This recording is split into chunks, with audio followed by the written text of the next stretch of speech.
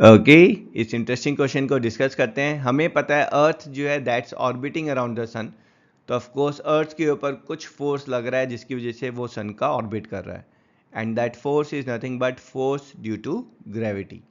तो यहाँ पे हमें उस ग्रेविटेशनल फोर्स की वैल्यू फाइंड करनी है। डायरेक्ट फॉर्मूला बेस्ड क्वेश्चन है जहाँ पर हम फॉर्मूला यूज़ करेंगे G M M, force is G M M upon R square, जहाँ पर जी जो है वो आपका ग्रेविटेशनल कांस्टेंट है और इसकी वैल्यू जो है that 6.71 into 10⁻⁻11। Capital M that is the mass of the earth और that's 6 times of 10⁻24 kg. Small m that's mass of the sun, that's 2 times of 10⁻30 kg. R is not radius, it's the distance between the centers of sun and the earth, and this distance between the centers is given as 1.5 times 10⁻11 meter.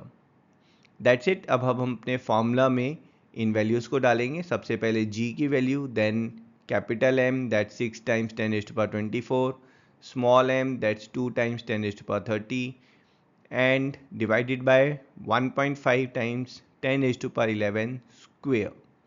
कई बार students ये square करना भूल जाते हैं। इसको solve करेंगे। Numerator में 6.7 times 6 times 2 that's 80.4, 10⁻24 times 10⁻30 that's 10⁻54, and minus 11 that will be 10⁻43.